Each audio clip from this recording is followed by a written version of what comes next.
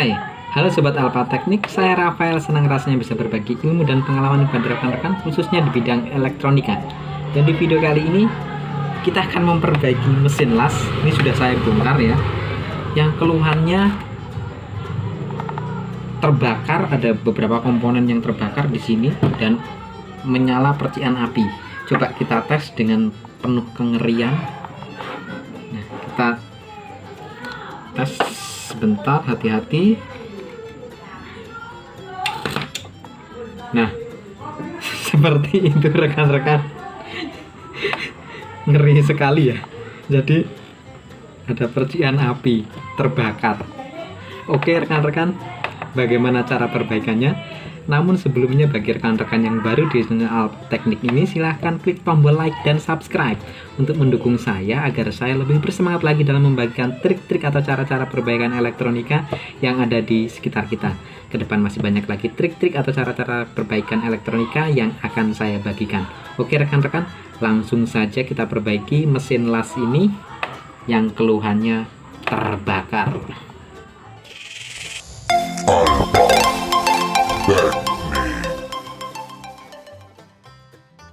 Ya, jadi kita bisa melepas ini. Nah, soket-soketnya kita lepas dulu.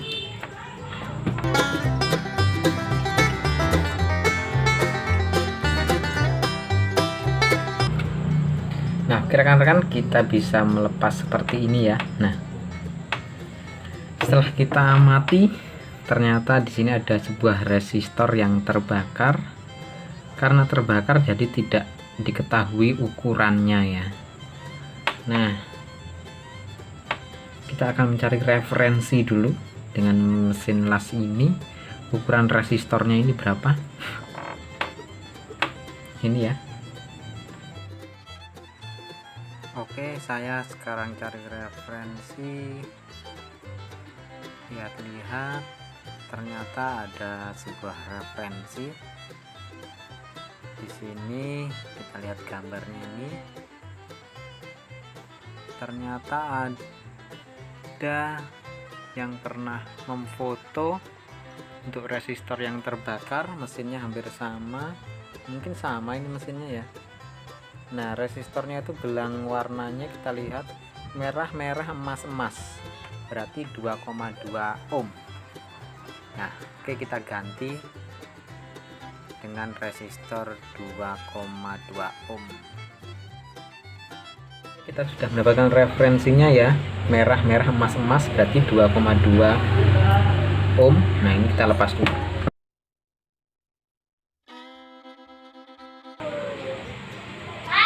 Ya, ini rekan-rekan sudah terlepas ya. Sampai ngeri, sampai terbakarnya kayak gini nih. Oke, kita cari gantinya.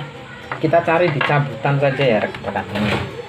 Cabutan mesin TV, merah-merah emas-emas.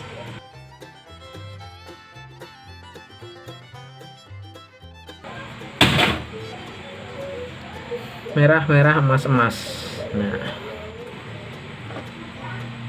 Nah, kita pasangnya dari bawah aja ya rekan-rekan, karena atasnya udah terbakar, takutnya nanti short. Nah, oke. Saatnya kita tes dulu rekan-rekan. Apakah dengan mengganti resistor ini sudah normal atau ada kerusakan lain ya. Nah, kita pasang lagi ya.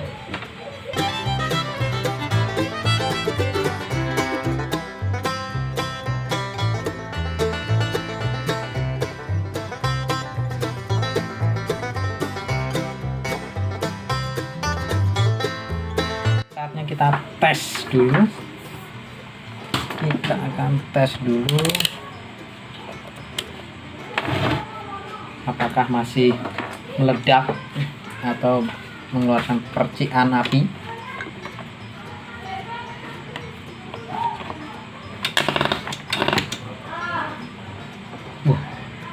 Masih, dan langsung terbakar. Berarti ini ada masalah nih. Nah, oke rekan-rekan, ternyata masih terbakar ya resistor tersebut. Nah, kita akan cek di bagian regulatornya berarti. Nah, regulatornya itu di area sini rekan-rekan. Nah, di sini PSU-nya atau regulatornya. Nah, biasanya terjadi short di MOSFET-nya ya biasanya.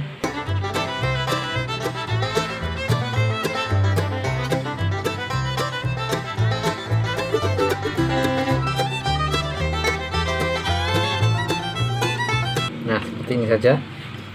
Nah, biasanya terjadi short di MOSFET-nya ini atau di bagian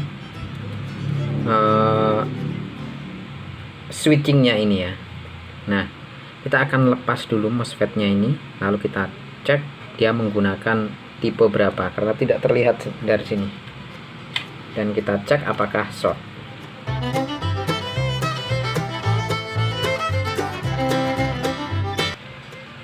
Skala kali ohm kali 10. Prob hitam di kaki nomor 1, prob merah di kaki nomor 2 dan nomor 3. Jarum bergerak juga. Apabila kita balik, jarum bergerak. Ya, ini dibolak-balik bergerak semua rekan-rekan. Jadi positif atau fix MOSFET ini rusak. Sayangnya saya nggak punya stok kalau yang ini, sulit nyarinya. Kita akan pakai modul regulator universal alias gajun. Coba saya akan cari gajun. Saya punya gajun bekas saya sepertinya. Nah, ini rekan-rekan. Nah, saya punya gajun. Nah, cara pemasangannya sangat mudah rekan-rekan. Kalau memasang gajun, nah rekan-rekan lihat dari modul ini ya. Sebetulnya area regulatornya dimulai dari sini ya, dari elko besar 2 ini. Ini adalah elko primernya. Nah, ini tegangan 300 volt diambil dari sini dan dilewatkan resistor yang terbakar tadi ya. Itu resistor sebagai sikring atau fuse. Nah, ini soketnya. Dari soket sini langsung masuk ke, nah ini soketnya ya rekan-rekan. Nah, ini soketnya di sini di dekat resistor yang terbakar tadi. Lalu masuk ke sini. Nah, regulator ini. Nah, cara pasangnya sangat mudah. Jadi karena kita sudah melepas MOSFET-nya tadi ini ya.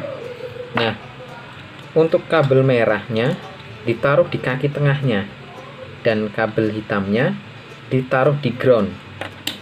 Kabel dari sini, dari elko terbesar ini kan yang satu negatifnya ya, groundnya ya. Nah, kita dapatkan. Kita cari groundnya di sini dan kaki tengahnya di sini. Nah, langsung saja kita solder di situ rekan-rekan. Nah, ini rekan-rekan kaki tengahnya kita solder di situ. Kabel merahnya, kabel hitamnya di ground, di negatifnya.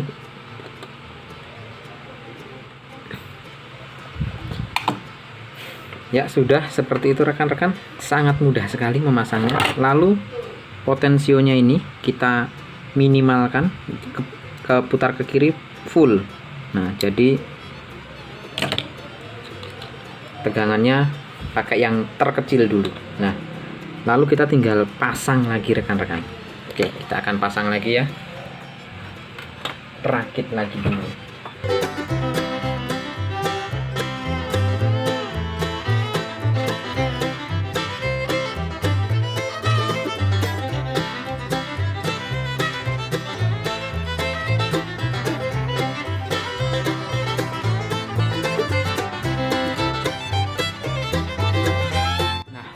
Oke rekan-rekan, sudah terpasang semuanya ya.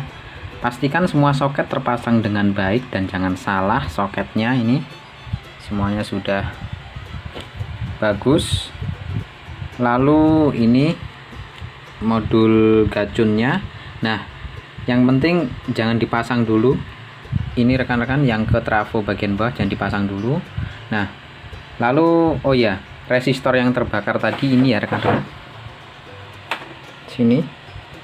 Ini tadi resistor yang terbakar saya sudah ganti lagi ya. Ukurannya 2,2 sampai 3 ohm karena itu sebagai fuse. Nah, saatnya kita tes lagi rekan-rekan. Nah, sebelum mengetes kita siapkan probe dulu. Seperti ini.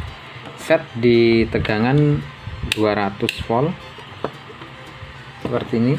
Lalu rekan-rekan probe ini selipkan saja di tegangan 24 voltnya. Nah, tegangan 24 volt kita carinya di mana? Sangat mudah, yaitu kita lihat dari kipas, kabel kipas ini. Ini ada kabel kipas.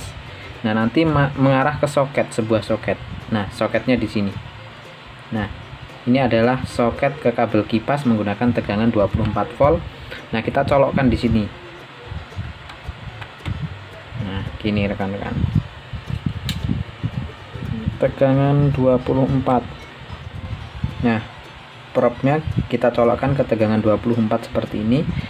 Baru kita akan nyalakan. Oke, kita akan nyalakan. Saya akan colokkan ya rekan-rekan.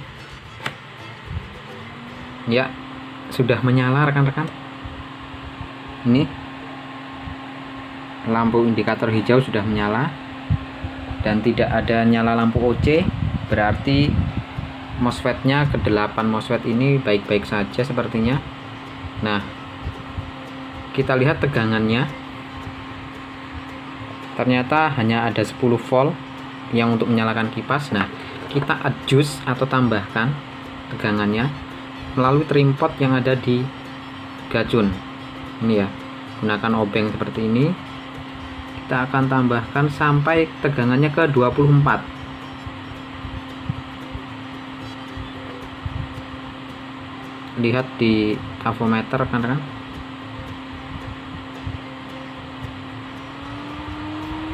naik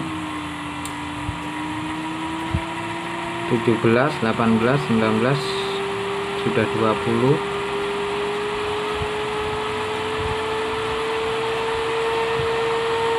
Ya, 24. Ini sudah 24 ya tegangannya. Lalu rekan-rekan siapkan avometer lagi. Avometer analog seperti ini. Range-nya tegangannya kita atur ke 1000 DC volt. Nah, kita ambil probe hitamnya saja ya. Lalu kita akan sentuhkan di output yang ke arah trafo. Ini ya. Ini ada soket. Nah, itu rekan-rekan soketnya. Nah, kita sentuhkan di outputnya, situ jarum harus bergerak.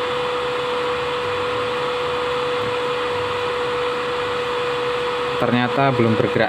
Coba kita matikan dulu sebentar. Ya, saya sudah cabut, sudah mati. Kita tes lagi.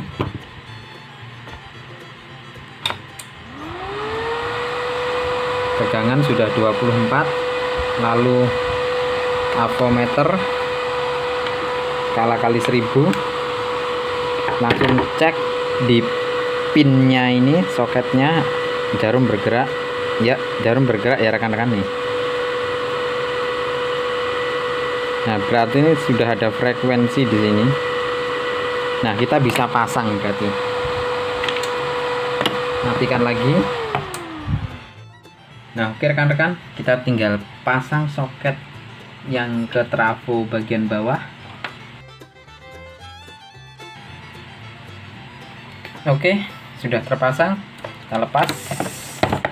Rekan-rekan, saatnya kita tinggal tes ya.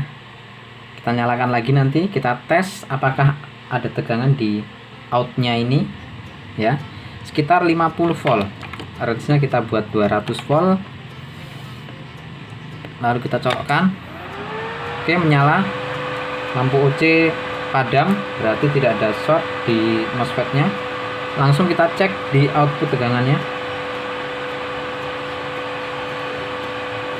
Ya, ada rekan-rekan pas 50,6 ya, 50 volt.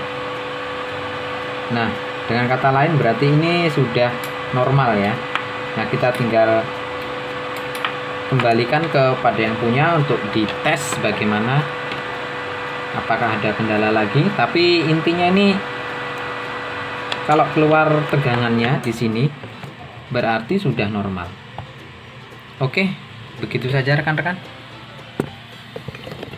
Oke, begitu saja rekan-rekan video kali ini, cara memperbaiki mesin las ini yang keluhannya tadi terbakar. Awalnya ternyata di bagian regulator yang rusak karena resistor fuse-nya putus ya.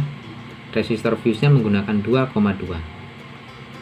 ohm dan MOSFET-nya untuk regulator menggunakan K3878, tetapi karena saya tidak punya MOSFET itu, kita memodifikasi dengan menggunakan gajun. Nah, rekan-rekan tinggal menaruh gajunnya ini di area yang aman, bisa diikat seperti ini atau bagaimana, tergantung kreativitas rekan-rekan. Begitu dulu, jangan lupa klik like dan subscribe, juga share videonya agar ilmunya bermanfaat bagi orang lain juga, serta menjadi ladang pahala bagi kita semua. Hargai ilmu dan pengalaman, karena ilmu dan pengalaman itulah yang dibayar mahal. Oke, sampai jumpa di video selanjutnya. See you.